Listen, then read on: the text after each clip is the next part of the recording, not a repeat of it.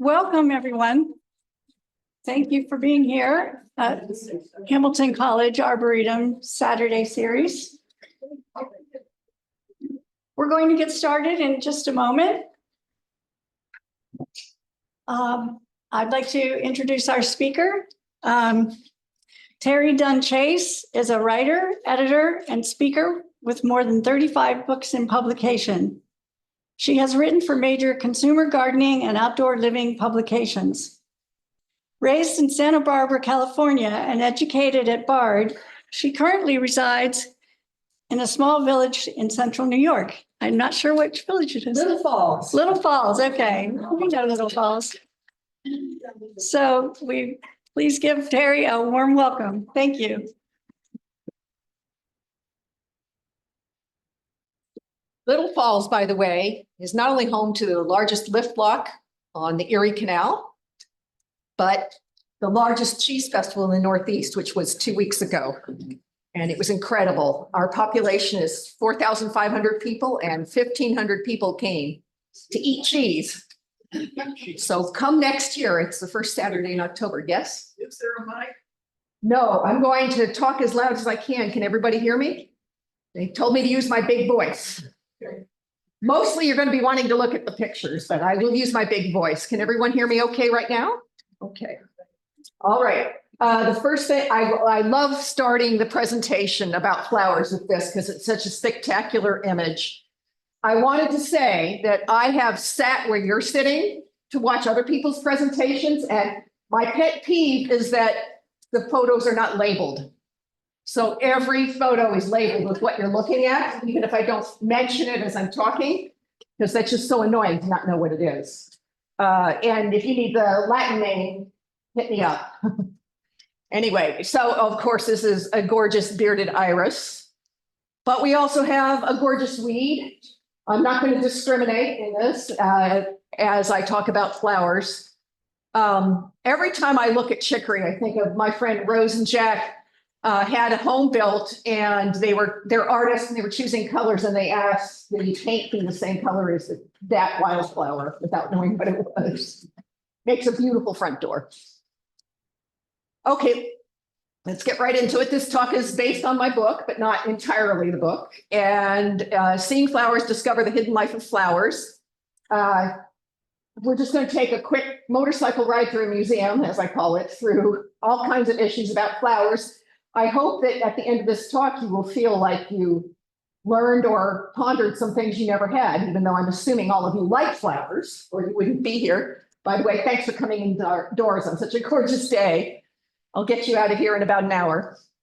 So this book was preceded, she said, I've done a lot of different books. I wrote this very unpleasant book about invasive plants. I didn't want to call it that, but I wanted to call it The War of the Weeds. And some of you have been to my talk called War of the Weeds. And then I did this one, The Anxious Gardener's Book of Answers, which end of the bulb goes up. So I was working on those things and I missed out on a chance to write Seeing Trees, which was heartbreaking to me because I love trees. But if you ever want to have a speaker about trees, I would recommend to Krista that she get Nancy to come and talk to you about trees. She also collaborated with the same photographer. This is Bob Llewellyn, and I just want to spend a moment on my collaborator because he's amazing. I asked him to send a picture so I could introduce him. He lives in the Shenandoah Valley in Virginia, and he sent me this picture of him in front of one of those, it's a heritage weeping willow, so it's very big. He said, please tell your audience I'm not a leprechaun. And he is a retired engineer, and the way he takes pictures is, I had to add this to my talk because people always say, how does he get these incredible images? When he retired, he's not a horticulturist, not a botanist, he just loves to take pictures. All these pictures were taken indoors in his studio, which is right away a big challenge. As you can see, let's see if I can get the pointer. He's got a very expensive camera there, Nikon if you care, and he's working with a computer. And he's putting whatever he's photographing on a light table right there. So immediately it starts to fry like an egg on a griddle. So the process of taking these pictures is very difficult. Things curl up and dry and you have to do it over and over again. But what he decided to do to get really good photographs of flowers was a process called image stacking, which is used in medicine to, get a 3D image of your liver, for example. And image stacking is, he can use the computer to control his expensive camera and move it up and down a few millimeters and take a series of 60 or 70 individual photographs quickly before the plant fries on the light table, and then stitch them together with this special software so you can't tell. It doesn't look like a puzzle, an assembled puzzle, but it is an assembled puzzle. The result is that every bit of the image is in focus, which is, so you can't do this at home. When you see his photographs, you'll understand. And it was hard to find image stacking software that suited him. He told me that he searched the world over. He found what he wanted from a lab in Russia. This is pre the Ukraine invasion and everything. They were using it in a micro lab, and he sent away for their software. He knew it was going to be perfect for his image stacking project. And if you all know any engineers or retired engineers, here's your chance for a little chuckle. He knew it was going to be perfect. He got it home and started using it, and he modified it. Of course, he modified it. But in the end, he started getting the effect he wanted and painstakingly took a bunch of incredible photographs, which I'm going to share some of them with you today. So he's a great guy and very creative and very diligent. So here, now that I've told you that, this is made up of 80 individual images. 80. So at least approximately 80. So that was a very painstaking production put together with the image stacking software to create this incredible 3D photo. And one person who reviewed this book made a really nice comment about his photographs. They said, Bob Llewellyn's photographs have the same heartbreaking clarity as an 18th century botanical illustration. They're incredible. I've had people buy our book because they're artists and they want to copy these incredible images. So he sent these photos that he was taking into Timber Press, which if you're a gardener or a botanist, you probably have Timber Press books. They're the premier publisher in the United States of books about plants and gardening and nature. And he sent in piles of them, and I just want to do a quick tour of some of my favorite of his. This is a hellebore up close and personal. Look how 3D it is. It's just amazing what he does.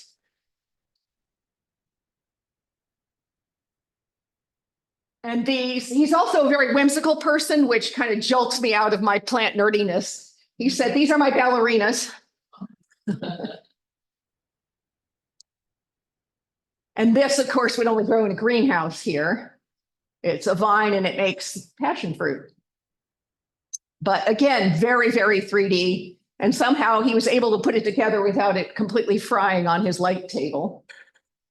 So just extraordinary. It's almost like an insect's eye view of these plants. I just love this. So some of these are from greenhouses. Some of these are from his yard. Some of these are from the woods in the Shenandoah Valley where Bob lives. He just went out and photographed willy-nilly and sent a pile into Timber Press and said, how about you publish my photos? Oh, I have this in my garden. I love this plant. So what were we going to do with this stack of photos that he sent in? I was called in on the project because Nancy's the tree person. So I was lucky to get this job to collaborate with Bob. And it seemed to me that the best way to organize this whole pile of photographs was to do it by plant family. So the book has 28 chapters for 28 plant families. That is, of course, not all the plant families in the world, but it was a good way to organize it because then I can make, general comments about characteristics in common within a plant family. It can be pretty interesting. It can also feel a little gossipy, to be honest. It's like who was in, who's out, who used to be in and is not in anymore, who has intolerable quirks, etc. So anyway, we start with the rose family because everybody knows and loves the rose family. And one thing I did, and I think I was sort of inspired by his whimsicalness. Each of the 28 chapters opens with a quote. And of course, I had to choose this one for the Rose family chapter. It's, of course, Robert Frost, and it's The rose is a rose and was always a rose, but now the theory goes that the apple's a rose and the pear is, and so is the plum, I suppose. The deer only knows what will next prove a rose. You, of course, are a rose, but you were always a rose. I just love that. But it's also mechanically accurate. Pears and plums are in the rose family. So how do you know something's in the rose family?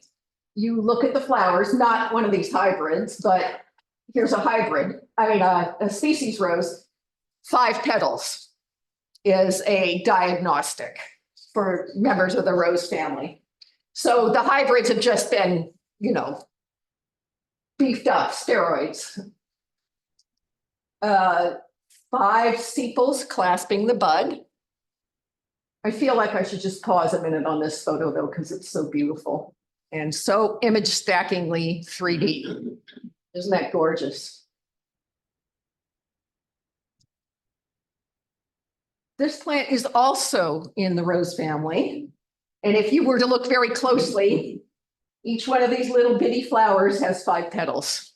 You can check me on it if you have it. By the way, it took me a while to notice that there's a hitchhiker in here. We share the world with insects. That's great. And then there's the lily family, which is going to have 6 parts.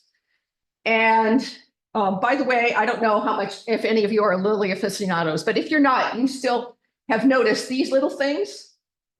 They're called papillae, I think is the way to pronounce them.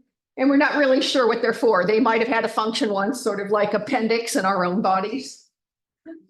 But the lily family is gigantic. Okay, so just to make an overall comment about understanding plant families, you can see already we're going by the flowers. Have you ever had someone come to you and ask you to identify a plant and they give you the leaves? It can be a little challenging. Flowers are most diagnostic, and that's the way it's always been until presently, in the last few decades. Now they're doing DNA work on flowers and grouping things into families using, studying the DNA.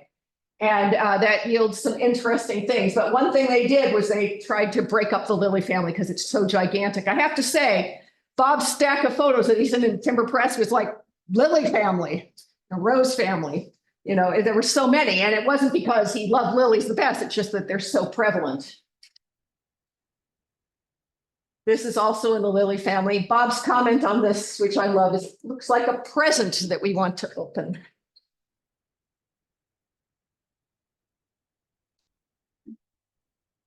Okay, so daylilies we all know and love, 6 stamens. So when you're looking at flowers now after this talk, ask yourself, what are they 4, 5, 6 plant parts, or multiples, of course? That will help you with the diagnostics.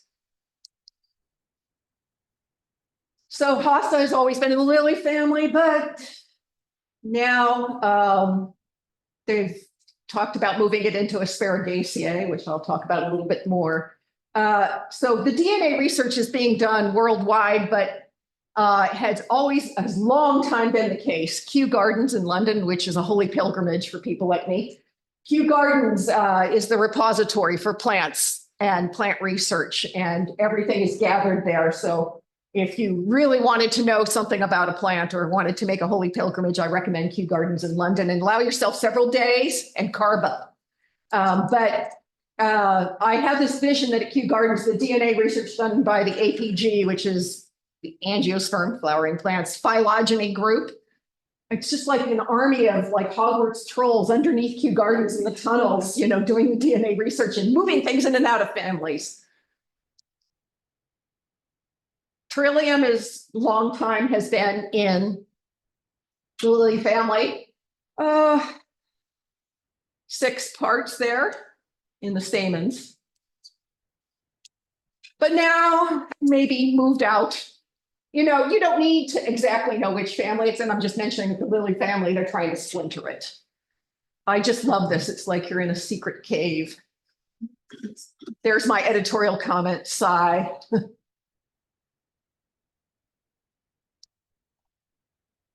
So lily of the valley, I just can't bear this. This is my mother's favorite plant. Moved out of the lily family, really? One characteristic of the lily family is the parallelization in the leaves. Another characteristic of the lily of the valleys is after they flower, they form these berries, right? That's not true of everything in the lily family. Not everything makes these berries. So if we're going to be visual, instead of being APG trolls in the basement of Kew Gardens, if we're going to be visual, let's try to understand how this could be moved out of the lily family. Well, the berries are diagnostic. So too are the berries of this one. These have both been moved into Asparagaceae. I'm like, asparagus, really? So I made a slide about asparagus to help us understand. So that's what an asparagus flower looks like, in case you've ever seen a female asparagus plant with the flowers. Not so different from the Solomon seal flower. Actually, who knew? Of course, if you grow asparagus, you're growing the male plants. But isn't that interesting? I don't think I've ever seen that, except in pictures, because that's not what we buy and grow and eat. Okay, let's go into another plant family. I love the plants in this family, and maybe you do too. This is, of course, this purple coneflower. The plants in this family, the flowers of them have, well, they're called compositae, composite flowers. All that really means, or Asteraceae, which because asters are in it, all that really means is that, let's back up. Okay, the petals, what we call petals, are called ray flowers by botanists. And these are called disc flowers. Each one, if pollinated, becomes a seed. So those are daisies. I thought it was rather cheeky of Bob to photograph white on a white background. But he's not afraid. Okay, a few things about the daisy family. Okay, the ray flowers, the disc flowers. This is kind of interesting.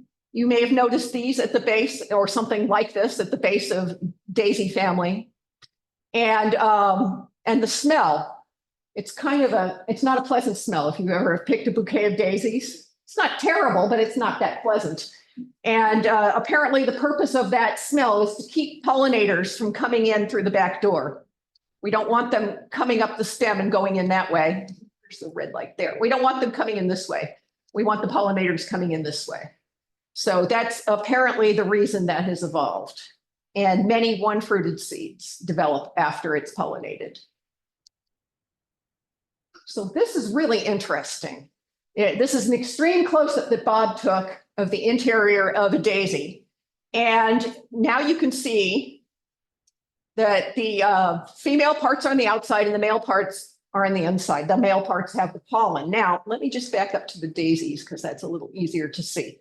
Okay, so you're a bee or some other pollinator and you land on the petals, ray flowers, and you start crawling towards the center. You cross the female parts and you get into the center male parts and you get pollen all over your bee's knees. And then you fly to the next one and you start again crawling across. And now you're crossing the female parts and depositing that pollen and getting new pollen. In this way, members of this family do not inbreed. Inbreeding is not good in humans, in goats, in cats and dogs, and in flowers. So that is the reason why there's a two-part flower, or disc flowers, as they call it. Now, oops, I want to go forward again. He took this extreme close-up of another member of that family. These are from the outer ring to receive pollen. Pretty sexy, receptive picture there, I think. So look a little closer at the center of these flowers now that you've seen these slides. I would also say not only are they ready to receive pollen, but they could grab it. And we see these little hairs. They're really trying to get the pollen, of course, like you do. Okay, here's an APG story. Barbaridaceae, the barberry family. We don't like this plant, it's invasive, but I'm just showing you because it's the flagship species in the family, the barberry family. According to APG, to DNA research, this plant is also in that family. I couldn't buy it, so I had to look at pictures. So we're going to look at the flowers. These are also in that family. You may have this in the woods around here. I do in Little Falls. And barberry flowers, I've never paid that close attention to, but can you see the similarities between those flowers and these flowers? The form is similar. So I'm sort of now convinced that they're all in the same family, but that wasn't originally known. That was discovered by doing the DNA research. And here's another one in that family. See, the flowers all have this sort of interesting little form.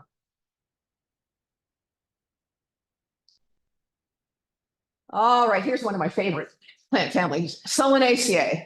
So petunia is in this family. So is Fragrantia, Datura, tobacco, so eggplant, tomatoes. All of these plants are in the same family. Some of them are benign and some of them are not so benign. Deadly nightshade and tobacco are arguably not human-friendly plants. Datura is, well, hallucinogenic or poisonous, depending on your point of view. I have an interesting story to tell you about the Solanaceae family. So I don't know if you know this or not, but tomatoes are a New World plant. They're not from Italy. Of course, when they were brought back across, I'm talking about hundreds of years ago, when they were brought back from Central and South America back over to Europe, they were, of course, extensively hybridized and became essential to the cuisine. But when early colonists moved to the United States, they saw things like deadly nightshade, which they knew from Europe, and they assumed that tomatoes were also poisonous. So here's an interesting story. I have to confess that it may or may not be a true story. My husband is a history professor, and he said, "Oh, Teri, that's apocryphal," as we say. But here's the story. Back when the revolution was brewing, General Washington was trying to raise troops and funds. And what he would do is travel up and down the Eastern Seaboard. We've all seen in our travels inns that say George Washington slept here, right? So he was at an inn apparently in Maryland. And the chef was a Tory, was a British sympathizer. And he decided, whether he was put to it or decided individually, he was going to assassinate General Washington. How? He was going to poison him by cooking with tomatoes, which early colonists assumed were poisonous because they're in Solanaceae with deadly nightshade. And I don't know what he made, maybe spaghetti alla pomodoro or whatever. He sent it out of the kitchen into the dining room where Washington and his entourage enjoyed a lovely lunch. He knew that as soon as the general was poisoned and choking to death or whatever, going into spasms, that he was going to be busted. So the story goes that after he sent the meal out into the dining room, he went out back and hung himself. And Washington and his entourage enjoyed their meal and rode on, never the wiser. They might have said this is a strange but delicious meal, but they didn't know they were potentially being poisoned, which of course they were not. So you have to be careful with plants in this family. Make sure you know what you're looking at before you try to eat it, is the moral of that story. And here's one of my favorite plant family stories in the phlox family. I don't have, Bob didn't take a picture of Phlox drummondii. If you're familiar with botanical Latin, you know that if a species name has two eyes on the end, it's named after someone. So who was Drummond? Drummond was a young Scottish botanist in the 1830s, sponsored by the Royal Botanical Society of Scotland. He traveled to the New World to collect plants, then is now sending everything to Kew Gardens if it was worthwhile. So he apparently made his way across North America to Alberta and traveled to the Canadian Rockies, down into the American Rockies, as we would call them now, eventually into Texas. This is an incredible journey if you think of the conditions in the 1830s. He was looking for worthwhile plants. He was an enthusiastic botanist and he was sort of funded, but I wonder how he did it, with mules or on foot. When he got to some of his journals survive, and this is where the following story comes from, his journals. He got to Texas and he spotted what was later going to be called Phlox drumundii after him, which was a small flower growing on the ground, not very tall, sort of ground covery. And it had variable flower colors. If you are a plant breeder, variable flower colors is something you can work with.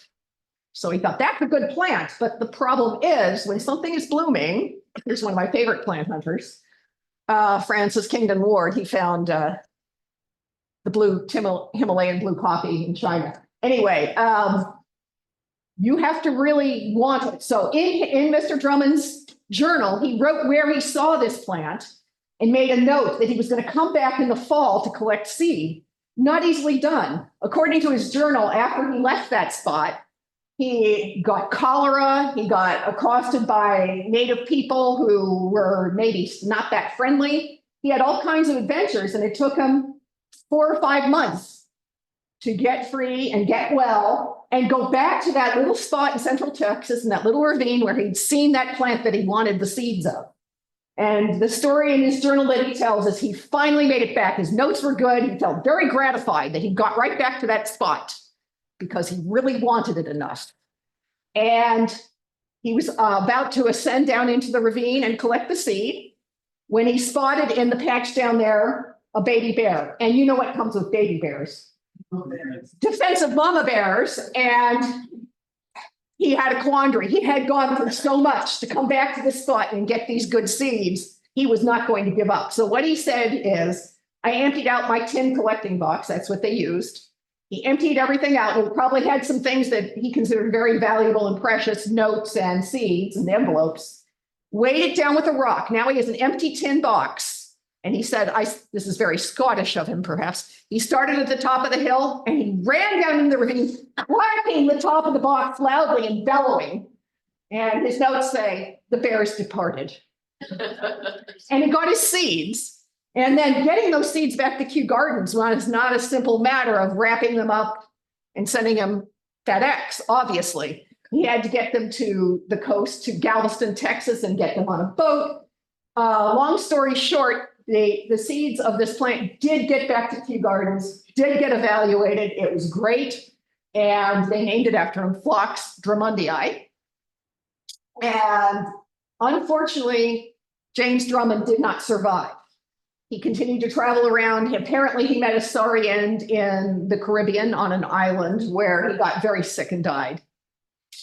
But he lives, his legacy lives on in Phlox drumundii, which has been used to breed colors into the garden phlox, which these are really hybrids, you know, they've been quite worked through, which is why we have all those great colors. I don't know about mildew resistance in that particular species. But anyway, I thought that was interesting to think of the plant hunters and what they go through to get flowers to us.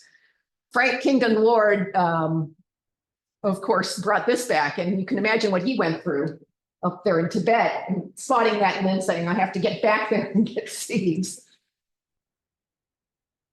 Okay, I can't give a talk about flowers without talking about pollination, and I'm just going to take a quick tour of the different ways that plants attract pollinators.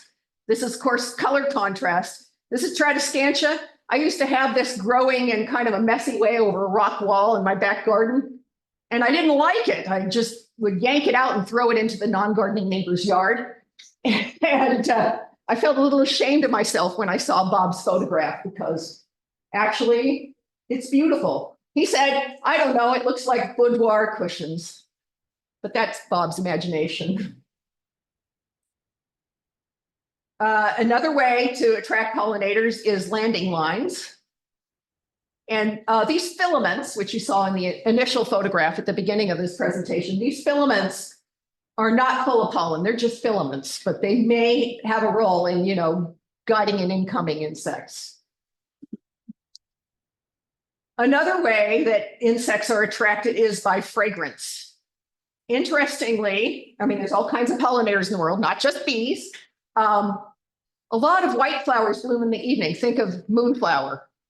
And they're very, very fragrant. They're being pollinated by night flying moths. So, you know, you don't want to all go for the same pollinators. Everybody's got a niche.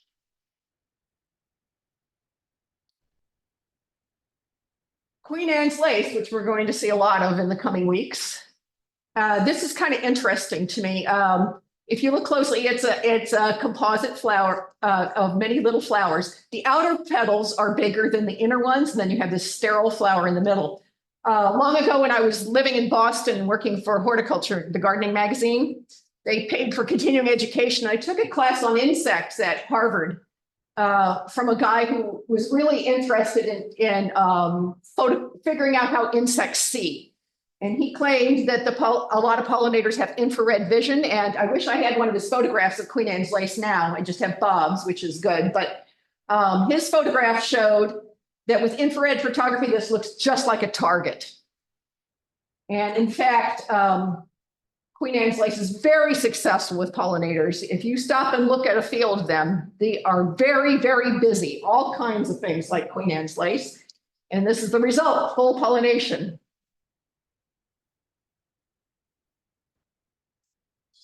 This is interesting. So do you grow this plant? Or maybe this one? They're in the borage family, Boraginaceae. And what's common to plants in this is they emerge with pink buds and they turn blue. And I love it when both are going on at the same time in my garden. It's so, so pretty. But what's really interesting is they emerge pink and apparently they turn blue once they've been pollinated. So the insect vision is such that they'll avoid the blue ones, apparently. A chemical no vacancy sign. So think of that if you have these in your garden next spring. And if you look closely, you may see that the blue ones are starting to fade away because they've been pollinated and they're going to go to seed, we hope. And then there's this one. Okay, so we have landing lines directing the insects into the center with these pollen-laden stamens. This is kind of interesting. Bob didn't do this on purpose, but he took two pictures of the same plant. Check this out. This is not pollinated, and this is. So that's a rather more dramatic no vacancy. It's like, okay, bees, go somewhere else. So they're, foraging insects are getting a little help from the flowers, both to come in and then also to skip certain ones, which I think is really interesting. This is not the sort of thing we usually look at, but I hope that because Bob and I pointed this out to you, you'd start noticing it. I did have a master gardener come up to me when I gave this talk and say, yes, but Roseanne is sterile. Lots of hybrids are sterile, sure, but that doesn't stop them from creating pollen. And orchids. Now, I don't have any other orchid picture. This is just sort of a placeholder to tell you something I learned about orchids that I want to share. So I have grown orchids in my bathroom where it's humid. And, we'll have a guest come in and use the bathroom and come back out and say, is that a real flower on the back of your toilet with those incredible waxy flowers? A lot of orchids have a very strong substance, their flowers last a long, long time. And some people wonder if they're real or fake. And I wondered why they're so long lasting. So I looked into it. Of course, it has to do with pollination. Most of our orchids that we grow as houseplants are highly hybridized, but they hail originally from the jungles of the Southern Hemisphere. And there they have very specific pollinators, little bee moth things, for example. And it seems that orchids hold their flowers in beautiful condition for as long as they can, hoping that a pollinator will come by. Of course, never going to happen in my house, unfortunately. So just to check that this was true, I decided to call my friend Steve Frohwein, who wrote Orchids for Dummies and other orchid books. He's an orchid expert. And I said, now, when you call an expert, you might get a long answer. I was like, Steve, a one-word answer, please. Are orchid flowers waiting in vain for love? And he said, yep. So that's why orchid flowers are so long lasting. They've evolved to wait and wait and wait for a pollinator. Of course, orchid breeders get in there with little brushes and stuff and create things. It's not, and there's no other way. Pollinators are never going to make it into our homes. I love this photograph. This is one of the best photographs in the book. It's actually, I'll show you by holding up. It's a 2-page spread. And I just want to share with you something that a reviewer wrote about because it's so wonderful. There is a 2-page photo of the interior of a morning glory blossom. It looks no different from a Hubble captured image of the vast nebula. When the macro and the micro collapse together like this, you know you're brushing very close to the truth of things. All you have to do is look and see.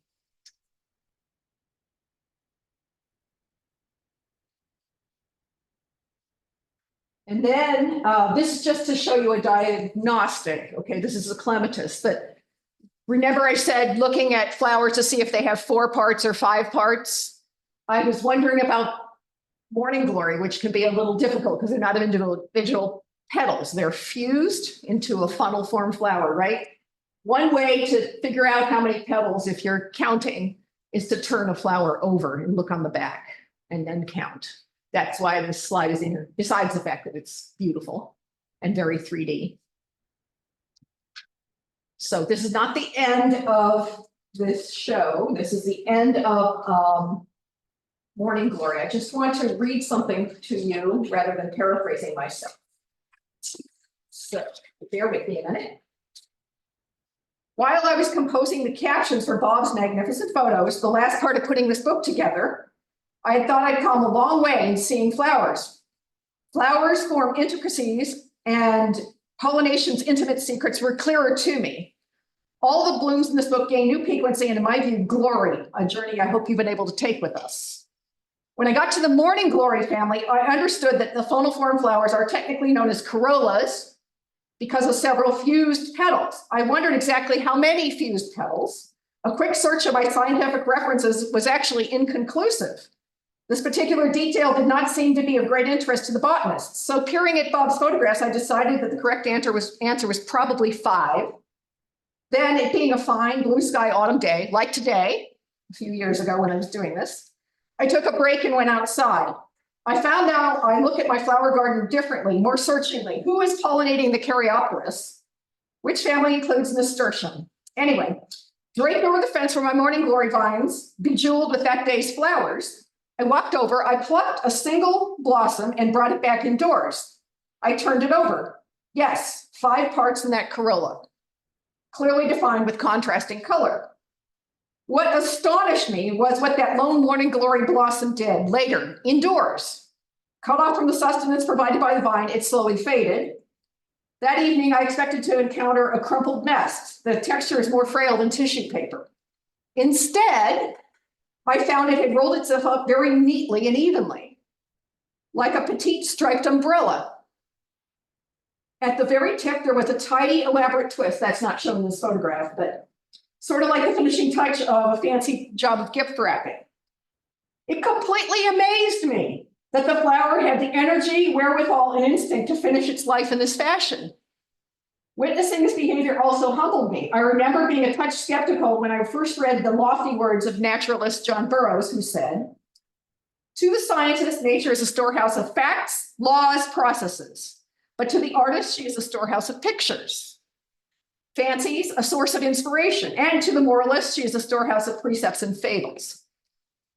And then this fleeting little flower in its final hours made me stop and consider, do other flowers do something similar?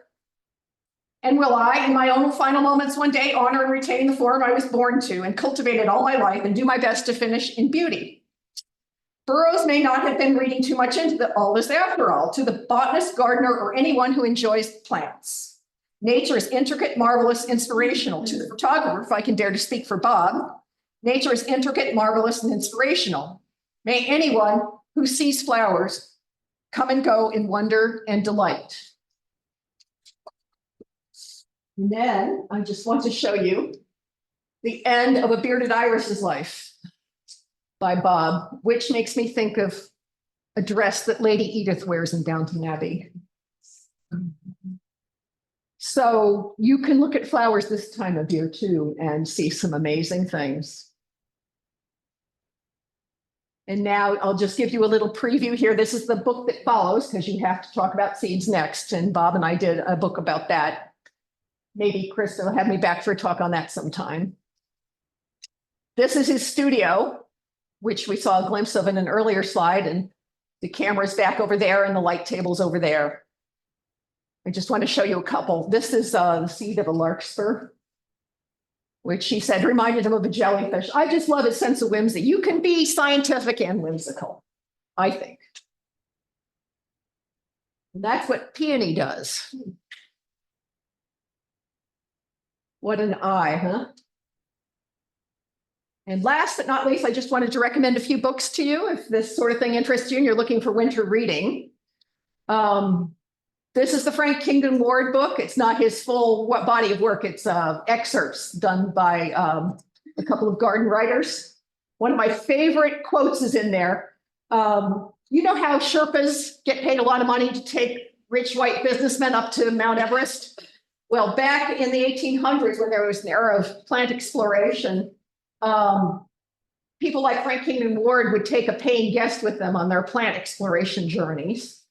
And one guy came back and said, and I quote, "Never take a walk with a botanist. It takes 5 hours to go 100 yards." This is a very interesting book, and it will make you think about flowers in a different way. She argues for not using any chemicals in your garden and letting natural enemies take care of plant pests. It takes self-discipline that the aphids do what aphids do while you're waiting for the ladybugs to show up. This is a wonderful book. There's a lot of books out there about how plants work, but they tend to be this thick. This is a thin book and it's chatty, but very smart and interesting. It's a wonderful book. Very, very, very interesting. I learned a lot in there. This is my favorite wildflower guide. That's where I learned that thing about how bees crawl across daisies and other plants in that family and don't self-pollinate.